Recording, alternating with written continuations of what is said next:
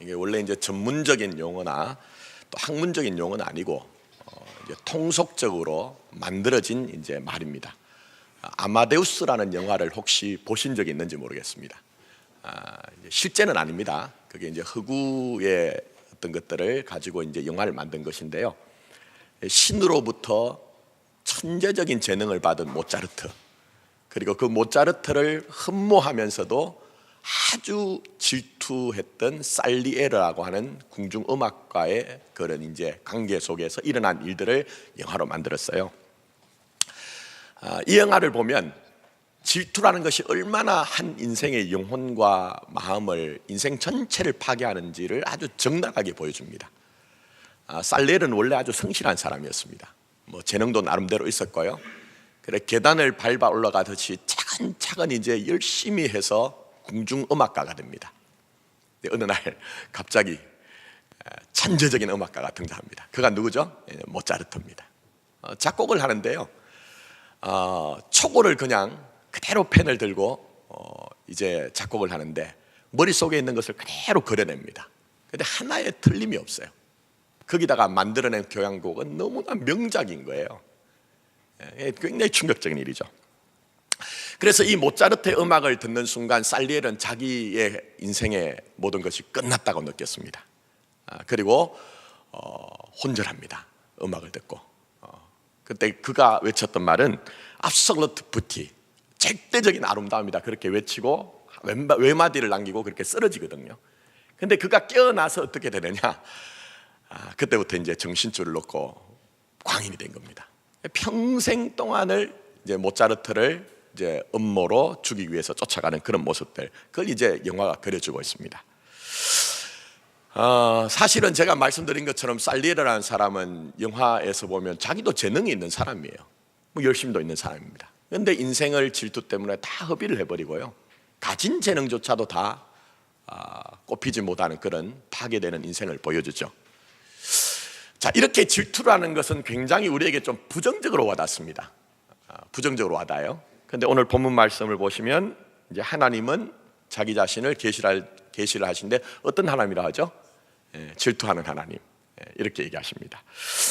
그러나 중요한 것은 하나님의 생각과 우리의 생각은 다르다고 얘기하셨어요. 그래서 이 질투하는 하나님이라는 것이 우리가 이해하는 질투라는 감정과 정서를 가진 것과는 조금 다르다는 거예요. 그것을 우리가 좀 이해하는 그런 시간을 가졌으면 좋겠습니다. 자, 우선은 본문의 배경은요, 여호수아의 고별 설교입니다. 인생은 이 땅에 왔다가 영원히 있을 수가 없습니다. 저는 목회를 하면서 이 땅에 마치 영원히 살 것처럼 생각하는 그런 분들을 보면요, 참 안타까울 때가 있어요. 지금은 괜찮다고 생각하지만 어느 순간에는 내가 가진 모든 것들, 심지어는 우리가 가진 지식도요, 어느 순간에는 아무것도 아니고, 뭐 물질은 당연한 것이고요, 이 관계조차도 내가 그렇게 사랑한다고 외치던 그런 관계조차도요, 우리가 다 놓아야 될 때가 있거든요. 근데 고별 설교라는 것이 무엇입니까? 사실은 이 여호수아의 전체 인생의 압축이에요. 내가 인생을, 믿음의 길을 살아오면서 조금 부족한 것이 있으면 그 부족한 것은 부족한 것 나름대로, 또 잘했던 것이 있으면 잘했던 것들 나름대로 의미를 찾아서 이 후대들에게, 자손들에게 좀 뭔가를 얘기를 해야 되잖아요. 근데 오늘 본문 말씀 한 구절만 읽었지만 굉장히 무거운 얘기를 해요. 좀 덕스러운 얘기를 하면, 좀 마음을 편안하게 하는 얘기를 하면 좋겠는데 아주 무거운 얘기를 한단 말입니다. 자, 왜 그럴까요, 여러분? 이유가 있습니다. 이스라엘 사람들은 아시는 것처럼 애굽에서 종살이를 할 때 너무너무 힘들었어요. 정말 힘들었습니다. 그리고 난 후에 하나님의 전격적인 은혜 가운데 광야로 나왔는데, 그 광야는 또 40년 동안 인고의 세월을 보냈습니다. 연단과 훈련을 받아야 되는 아주 어려운 시간을 보내야 했습니다. 그러나 중요한 것은요, 그런 시간이 때로는요, 우리에게 복된 시간이 될 수가 있습니다. 참 사람이란 존재가 신비한 것이요, 힘들고 어려우면 어려울수록 내 마음이 깨끗해져요. 진실해져요. 하나님을 믿되 정말 온전히 하나님만 한 분만 의지하는 것들을 배워가는 것이 때로는 고난의 광야, 우리 인생에서 배우는 것 아닙니까? 그래서 우리에게 고난당하는 것이 뭐라고 하죠? 유익하다고 얘기했잖아요. 자, 이런 과정을 거쳐서 결국 하나님의 약속대로 이스라엘 사람들을 그 가나안 땅에 하나님이 넣었습니다. 정착을 시켰습니다. 근데 영적으로는요, 이때부터 문제가 생긴 거예요. 이때부터 문제가 생긴 거예요. 여러분 한번 잘 생각해 보십시오. 사람이 목적을 성취했습니다. 내가 바라던 것을 바랐습니다. 그러면 우리가 흔히 하는 말로 화장실 갈 때와 화장실 다녀와서 마음이 달라진다고 하는 것처럼 이 이스라엘 사람들이 마음이 그런 거예요. 약속의 땅에 들어와서 보니까 이제는 모든 것들이 다 이루어지니까 그들이 처음에 하나님에게 가졌던 그 마음이 희미해지기 시작합니다. 영적인 경각심을 그들이 다 놓치기 시작합니다. 그러면서 가나안 땅에 있던 바알과 아세라라고 하는 대표적인 우상을 따라가기 시작합니다. 그런 이제 배경 속에서 이 여호수아가 이 이스라엘 백성들에게 고별 설교를 하고 있는 거예요. 여러분, 그러면 왜 이스라엘 사람들이 그렇게도 친절하게 세밀하게 그들을 돌보신 하나님을 떠나서 바알과 아세라를 따라갈까요? 한마디로 얘기하면요, 바알과 아세라는 내가 원하는 얘기를 해주는 거예요. 내가 원하는 얘기를 해주는 거예요. 바알과 아세라는 풍요의 신입니다. 행복의 신입니다. 너희들이 어떻게 살든지 그런 것과는 전혀 상관없이 내가 너희들이 잘 먹고 잘 살 수 있도록 해주겠다는 그런 얘기만을 하니까 그게 얼마나 달콤한 얘기입니까? 얼마나 달콤한 얘기입니까, 여러분? 그래서 이스라엘 사람들, 택한 백성이라고 하는 이 사람들이 야훼 여호와 하나님을 섬기는 신앙에서 점점 많은 사람들이 우상을 따라가는 그런 모습을 보이는 것입니다. 그래서 이 여호수아가 고별 설교를 하면서 나와 내 집은 오직 누구만 섬기겠다? 여호와만 섬기겠다. 이런 말씀을 하면서 아주 엄숙하게 이스라엘 백성들에게 지금 결단을 촉구하고 있는 거예요. 그러면서 여호수아가 얘기하는 것은 하나님은 너희들이 알고 있는 바알과 아세라 같은 우상이 아니라 어떤 하나님이라고요? 질투하는 하나님이라는 거예요. 질투하는 하나님이라고 그렇게 말씀하고 계시는 것입니다. 자, 그러면 이제 11번째 하나님이 누구신가 우리가 살펴보고 있는데요, 이 여호수아가 얘기하고 있는 질투하는 하나님이라는 이 하나님은 어떤 뜻을, 어떤 의미를 가지고 있는 것일까요? 자, 먼저 하나님이 질투하신다는 것은 하나님이 여러분을 사랑하신다는 겁니다. 여러분, 질투는 뭐죠? 사랑하기 때문에 질투하는 거예요. 질투하는 하나님이라는 것은 하나님이 정말 여러분을 사랑하신다는 거예요. 근데 사랑하시되 어떻게 사랑하시느냐? 어떤 것에도 여러분의 인생을 빼앗기지 않는 그 사랑으로 사랑하신다는 것이 바로 질투하는 하나님이라는 그 뜻이라고 우리에게 말씀하고 계시는 거예요. 성경에서는요, 의외로 질투하는 하나님이란 말이 자주 등장을 합니다. 오늘 본문에도 등장하고요, 출애굽기 이제 20장, 34장, 신명기 5장 뭐 등등 해가지고 한 36번 정도가 등장을 합니다. 근데 공통적인 이제 배경이 있습니다. 이 질투하는 하나님이 등장할 때 언제 등장하느냐 하면요, 제가 좀 전에 말씀드린 것처럼 이스라엘 백성들이 하나님을 따르지 않고 우상을 섬길 때에 질투하는 하나님이라는 말이 자주 등장해요. 또 하나는 보이지 않는 하나님을 의지하지 아니하고 이스라엘 백성들이 자꾸 세상에 있는 강대국들을 의지할 때에 질투하는 하나님이란 말이 등장을 하고 있는 것입니다. 자, 그러면 무슨 얘기입니까, 여러분? 질투하는 하나님이란 것은 세상에 있는 헛된 우상이나 세상에 있는 어떤 강한 것들에 너희들의 인생을 절대로 뺏길 수 없다는 그 하나님의 집념과 열심과 고집과 계획이 여기에 전부 다 등장을 하는 거예요. 여러분 잘 생각해 보십시오. 내가 지금 이 자리에 앉아서 예배를 드리고 있는데, 물론 우리가 우리의 몸을 움직여서 우리의 발걸음으로 이곳에 왔지만 우리 인생 전체를 보자면 정말 내가 가진 이 믿음이 내 실력만으로 지금 유지를 하고 경영을 했기 때문에 믿음을 가진 것입니까? 세상에 많은 풍파들 가운데요, 내가 내 믿음 지킬 수 있을 만한 실력도 능력도 없었어요. 근데 보이지 아니하지만 그 질투하는 하나님이 너희들의 인생을 내가 절대로 세상에 뺏기지 않겠다는 그 고집을 가지고 여러분의 인생을 지금 이곳까지 이끌어 오신 거예요. 그래서 내가 여전히 믿는 믿음의 삶을 가지고 있는 것입니다.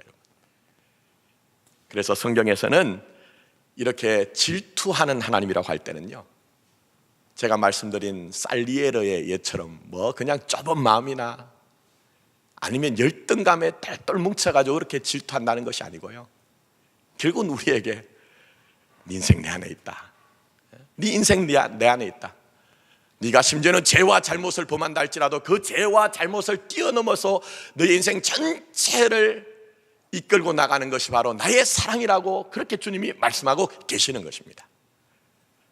저는 오늘 이 예배를 들으시는 저와 여러분들이 질투하는 하나님이라는 이 말씀 속에서 날 향한 그 사랑, 날 향한 그 관심, 날 향해 포기치 않는 그 하나님의 집념을 인정하고 이것이 여러분에게 믿음이 되고 감사가 되는 그런 여러분의 삶이 되기를 원합니다. 그래서 제임스 패커라고 하는 유명한 이제 학자가 있습니다. 이분이 이제 질투하는 하나님에 대해서 어떻게 하면 조금 더 성도들이 이해를 할까 하는 고민 속에서요, 이분이 이렇게 설명합니다. 질투하는 하나님에 대해서 우리가 잘 이해할 수 있는 것은 완벽한 것은 아니지만 부부 간의 사랑, 연인 간의 사랑과 마찬가지인 것이 질투하는 하나님이다, 이렇게 얘기를 했어요. 제가 한 가지 좀 얘기를 하겠습니다. 좀 이해를 시켜드리기 위해서 얘기를 하니까 여러분 오해가 없으시기 바랍니다. 어떤 금슬이 좋은 아주 부부가 있었습니다. 아주 다정스럽게 그렇게 살았는데 인생을 살다 보니까 한 번은 이 부인네가 큰 실수를 했습니다. 그래서 결국은 이제 집을 나가게 되었습니다. 집을 나가서 한 달 정도 됐는데 남편이 그를 애절하게 찾고 또 아이들이 생각나서 결국 이제 집으로 돌아왔다는 거예요. 자기를 받아준 남편에 대한 감사를 가지고 그렇게 이제 생활을 하는데, 근데 이 부인이 결국 다시 한 달 후에 집을 나갔다는 거예요. 우리 생각에는 어떻게 자기가 큰 잘못을 했으면 좀 뉘우치고 해결을 하고 이제 좀 온전하게 가정생활을 해야 되는데 왜 나갔느냐 이런 생각을 할 수가 있지 않습니까? 근데 거기에는 한 가지 숨겨진 얘기가 있다고 합니다. 그건 뭐냐면 한 달 만에 집에 돌아온 아내. 근데 이 남편이요, 옛날하고 너무나 똑같아. 너무 편안하게 대해줘. 큰 잘못을 했는데 마치 아무 일도 없었던 것처럼 너무너무 그렇게 잘해주더라는 거예요. 그래서 처음에는 너무 감사했는데 하루하루 지나다 보니까 이 부인네 마음속에 의심이 생기더래요. 아니, 이 남자가 나를 진짜 사랑하는 것이야? 사랑한다고 하면은, 진짜 사랑한다고 하면 나에게, 아니 당신은 왜 이렇게 내가 당신을 사랑하는데 집을 나갔어? 나보다 그 사람이 더 낫더냐고 이렇게 좀 화도 내고 분노도 해야 되겠는데, 아니 그런 게 전혀 없이 그렇게 평범하게 대하다 보니까 혹시 이 남자가 나를 진짜 사랑하는 것이 아니라 내가 이 가정에서 필요하기 때문에, 자기 체면 때문에 나를 그렇게 찾은 것이 아닌가 하는 의구심이 들어서 그걸 견디지 못해서 나갔다, 이런 얘기가 있더라는 거예요. 여러분의 얼굴이 굉장히 심각해지시는데 이건 제가 지어낸 얘기입니다. 너무 심각하게 생각하지 마시고 이해를 시켜드리기 위해서. 여러분, 질투라는 게 뭡니까? 이 사랑의 속성 중에는 단일성이 있어요. 내가 그를 사랑하기 때문에 그 사랑 사이에는 어떤 것도 끼어들면 안 돼요.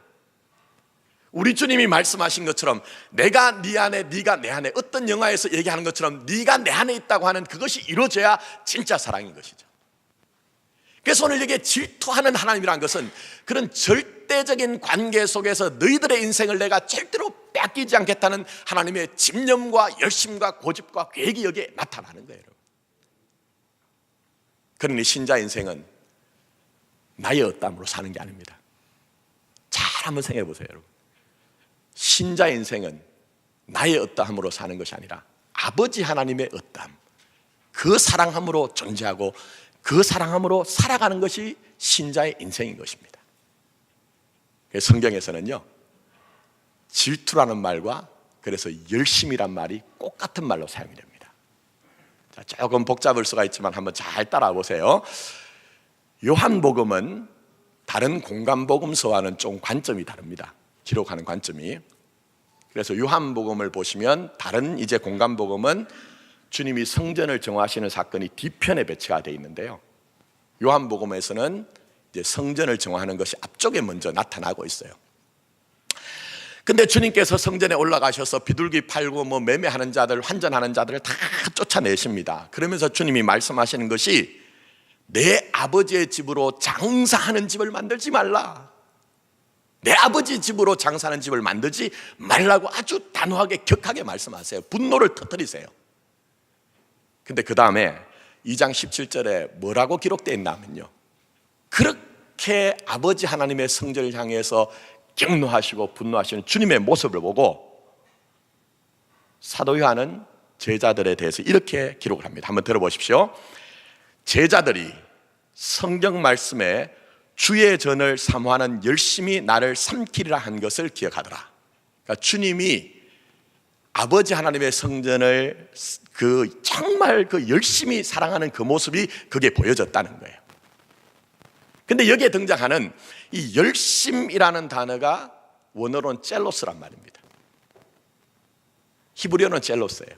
근데 이 말이 구약에 와서 히브리어로 바뀌면 오늘 여호수아서에 나오는 질투라는 말, 깐노라는 말하고 똑같습니다. 그래서 좀 복잡한 얘기지만 요한복음 2장에 나오는 이 사건에 대해서 주의 열심이라고 하신 이 구절을 번역을 할 때에 주의 열심이라고도 번역을 할 수 있지만 주의 질투라고도 번역을 할 수가 있다는 거예요, 여러분. 자, 그럼 여기서 이제 중요한 거죠. 여호수아서에 딱 와가지고 질투하는 하나님을 다르게 번역하면 어떻게 번역할 수 있죠? 열심을 가지신 하나님.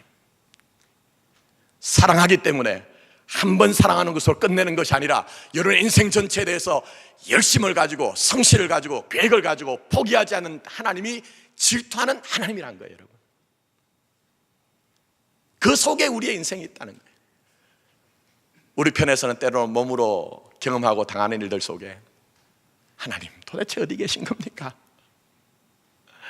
하나님 내가 제일 필요할 때 하나님 어디 계신 것입니까? 하고 그렇게 우리가 생각할 수 있지만 우리가 우리의 인생에서 빛과 그림자, 강함과 약함과 성공과 실패 모든 것들이 다 우리에게 종합이 되어져서 합력하여 선을 이루므로 말미암아 우리의 인생이 어떤 것에도 뺏기지 않는 하나님의 사랑 가운데 있다고 주님은 단호하게 말씀하고 계시는 것입니다. 그래서 이 사랑을 알아야 됩니다. 이 사랑 모르면 내가 하나님을 더 사랑한 줄 알아요. 이 사랑 모르면 내가 주님에게 대해서 더 열심을 가진 것으로 오해를 해요, 여러분. 그러나 보이지 않는 하나님이지만 정말 그 높고 크고 깊은 수준에서 여러분 인생 전체를 너무너무 사랑하시거든요. 그래서 이 사랑을 경험했던 사도 바울이 로마서를 보면요, 너무 이 뺏기지 않는, 포기하지 않는 하나님의 사랑이 소중했기 때문에 그가 고백하는 것이 있습니다. 제가 조금 길지만 해석은 하지 않고 그대로 읽어드릴게요. 그럼 말씀은요, 말씀 그대로 액면가로 받아들인 것이 제일 좋습니다. 그래서 제가 읽어드릴 때 성령님이 여러분의 마음에 좀 부딪히셔서 사도 바울이 깨닫고 사도 바울이 알고 사도 바울이 누렸던 그 포기하지 않는 하나님의 사랑이 여러분의 마음에 쑥 들어왔으면 좋겠어요. 자, 제가 로마서 8장 30절부터 39절까지를 읽어드리겠습니다. 자, 천천히 읽어드릴 테니까 여러분의 인생을 반추하시고 또 성찰도 하시면서 한번 들어보시기 바랍니다. 또 미리 정하신 것들을 또한 부르시고 부르신 것들을 또한 의롭다 하시고 의롭다 하신 것들을 또한 영화롭게 하셨느니라. 그런즉 이 일에 대하여 우리가 무슨 말하리요? 만일 하나님이 우리를 위하시면 누가 우리를 대적하리요? 자기 아들을 아끼지 아니하시고 우리 모든 사람을 위하여 내주신 이가 어찌 그 아들과 함께 모든 것을 우리에게 주시지 않겠느냐? 누가 능히 하나님께서 택하신 자들을 고발하리요? 의롭다 하시는 이는 하나님이시니 누가 정죄하리요? 죽으실 뿐 아니라 다시 살아나신 이는 그리스도 예수시니 그는 하나님 우편에 계신 자요 우리를 위하여 간구하시는 자시니라. 누가 우리를 그리스도의 사랑에서 끊으리요? 환난이나 곤고나 박해나 기근이나 적신이나 위험이나 칼이라. 기록된 바 우리가 종일 주를 위하여 죽임을 당하게 되며 도살당할 양같이 여김을 받았나이다 함과 같으니라. 그러나 이 모든 일에 우리를 사랑하시는 이로 말미암아 우리가 넉넉히 이기느니라. 내가 확신하노니 사망이나 생명이나 천사들이나 권세자들이나 현재일이나 장래일이나 능력이나 높음이나 깊음이나 다른 어떤 피조물이라도 우리를 우리 주 그리스도 예수 안에 있는 하나님의 사랑에서 끊을 수 없으리라. 할렐루야. 이 사랑 가운데 여러분의 인생이 있는 거예요. 이 사랑 때문에 내가 나로 살아가는 거예요. 지금도 여전히 어떤 것에도 뺏기지 않는 그 하나님의 집요한 사랑이 교회를 교회되게 하고 여러분을 여러분 되게 하는 겁니다. 아무쪼록 이 하나님의 사랑을 인지하고 인정하고 믿음으로 말미암아 사랑의 그 능력으로 살아가시는 저와 여러분 되기를 예수님의 이름으로 축복합니다. 자, 더 나가서 이 질투하는 하나님이라는 것은요, 하나님의 사랑의 그 부르심에 합당한 자가 되었으면 좋겠다는 하나님의 마음이에요. 하나님의 그 사랑에 좀 합당한 자가 되었으면 좋겠다. 자, 말씀드린 것처럼 하나님은 우상과 다릅니다. 우상은 우리에게 풍요를 얘기해요. 어떤 삶을 살든지 그거와 전혀 상관없이 행복하게 해주겠다는 거예요. 그런데 여러분 보십시오. 하나님은 어떤 하나님입니까? 오늘 하나님은 굉장히 우리에게 부담스러운 말씀을 하고 계세요. 자, 19절 중반절 한번 보십시오. 거기 보시면 그는 어떤 하나님이시죠? 거룩한 하나님이에요. 거룩한 하나님이에요. 질투하는 하나님이시니 너희의 잘못과 죄를 사하지 아니하실 것임이라 했어요. 그러니까 무조건 풍요와 무조건 행복을 우리에게 주시는 것이 아니라 너희들이 정말 그 부르심의 영광이 무엇인지 알고 거룩하고 의의 삶을 살았으면 좋겠다는 것이 아버지 하나님의 마음이에요.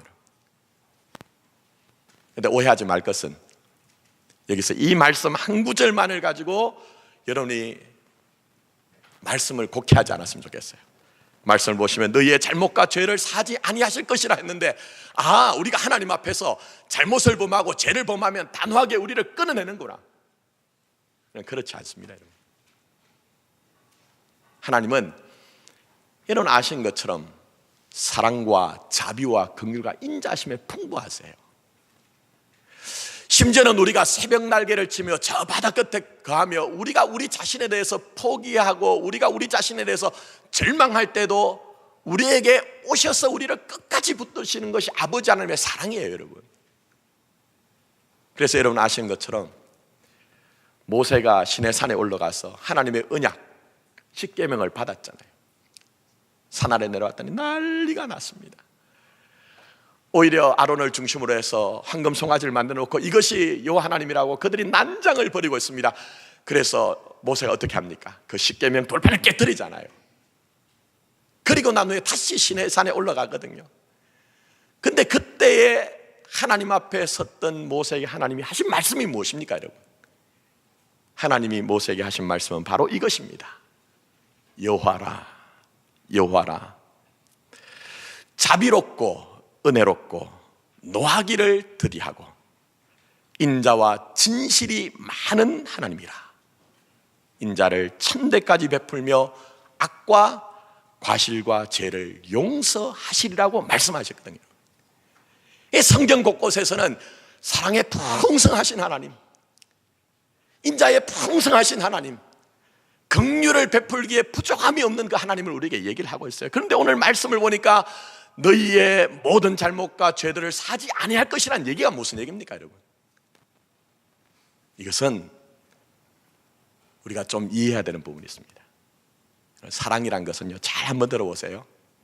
사랑이란 것은 같은 수준이 돼야 되는 거예요. 온전한 사랑은요, 차이가 나면 안 됩니다. 자, 이해를 위해서 제가 또 얘기를 하나 하겠습니다. 서양에 내려오는 아주 유명한 우화가 있습니다. 실존주의 철학자 키에르케고르도 그 우화를 인용을 했던 그런 우화인데, 이런 우화죠. 어떤 한국의 왕자가 있었는데 이 왕자가 어느 날 사냥을 나갔답니다. 사냥을 나갔다가 거기서 한 아리따운 아가씨가 눈에 띄는데 그게 마음을 뺏겨버렸어요. 그래서 이 아가씨가 누군가 하고 이제 추적을 해보니까 그 마을의 동리에 살고 있던 물레방앗간 집의 딸이에요. 예? 그래서 그 집에 가가지고 이 아가씨한테 자기 자신이 누군가를 밝히고 청혼을 했습니다.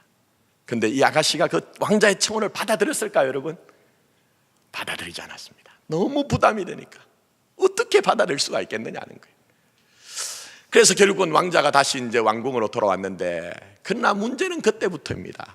눈을 감아도 물레방앗간 집에 아가씨가 보이고, 눈을 떠도 그 아가씨가 보이고, 밥을 먹어도 잠을 자도 그 아가씨만 보이는 거예요. 그래서 결국은 어느 날 큰 결심을 하고 자기 왕자복을 다 벗어버리고 왕궁을 나가가지고 평민복장을 입고 그 동네에 들어갔다는 겁니다. 그리고 거기서 이름 없는 나그네 한 사람으로 그렇게 거기에 정착을 해가지고 열심히 생활하면서 그 아가씨의 눈에 들어가지고 우여곡절을 거쳐서 결혼을 했더라 하는 것이 이 서양의 우화예요.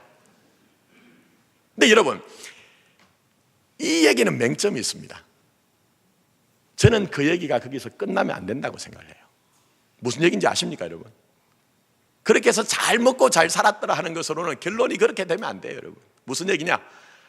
이 물레방앗간 집의 아가씨가, 딸이 왕자의 빈이 됐을 때는요, 여전히 물레방앗간 집의 딸로 머물 수가 없어요. 예? 머리에 뽀얀 밀가루를 묻히고 동네에서 쓰던 말을 하면서 말갈량이처럼 막 뛰어다니고 그렇게 할 수 없다니까요, 여러분. 왕궁에 들어와서 왕자의 빈이 되었으면 장차 이 나라를 다스릴 왕의 아내로 왕비로서 합당한 말을 배우고요, 예법을 배울 것이고 궁중의 도리를 배울 거예요. 그게 진짜 사랑이라니까요, 여러분. 여러분, 연민을 느끼는 것, 동정을 베푸는 것, 불쌍히 여기는 것은요, 수준이 차가 나도 상관없습니다. 근데 진짜 사랑은요, 수준이 차가 나면은 진짜 온전한 사랑이 될 수가 없습니다. 같아져야 된다니까요, 여러분. 정말 인격과 인격이 만나고 생명이 하나가 되는 그 사랑은요, 수준이 같아야 되는 거예요. 그래서 하나님이 내가 거룩하니 너희도 뭐라고요? 거룩하라고 하신 거잖아요. 그건 우리에게 부담이 되라는 얘기가 아닙니다. 너희가 이미 죄와 잘못 가운데서 속한 자들이 아니라 내가 내 사랑 가운데서 너희들을 다 빼내서 의의 나라 가운데 하나님의 자녀가 되었으니 그 의로 살아가기에 합당한 자가 되라는 거예요. 너희들의 인생을 죄와 잘못 가운데 빼앗기지 아니하고 그 십자가의 사랑 가운데 의의 사람이 되겠으니 이제는 그 부르심에 합당한 의로 살아가는 사람이 되자고 우리 주님이 우리를 초청하시는 주님의 음성인 거예요, 여러분. 오늘 이 시대는 목사로서 조금 답답하고 마음이 아픈 것은요, 주님의 이 마음을 전하는 교회가 없어요. 주님의 이 마음을 전하는 설교자들이 없어요.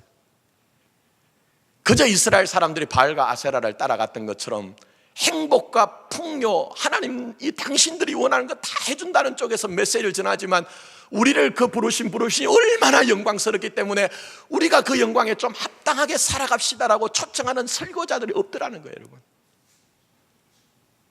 저는 우리 교회가 주님의 진리의 말씀에 기초를 두고 근거를 둬서 뺏길 수 없는 사랑 가운데 우리가 우리의 인생이 하나님 안에 있는 것뿐만 아니라 사랑받은 자이기 때문에, 그 아들을 내루신 그 어마어마한 사랑을 받은 자이기 때문에 그 사랑에 합당한 자가 되기 위해서 믿음으로 애쓰는 교회와 성도가 되었으면 좋겠다는 겁니다.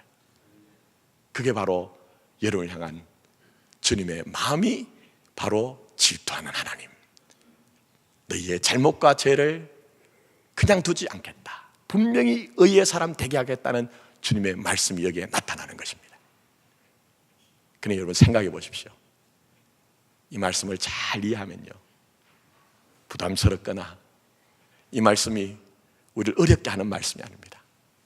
그래, 이 말씀을 볼 때마다 하나님, 우리를 이 잘못과 죄 가운데 세상 가운데 뺏기지 않는 하나님의 질투하시는 사랑이 여기에 있군요.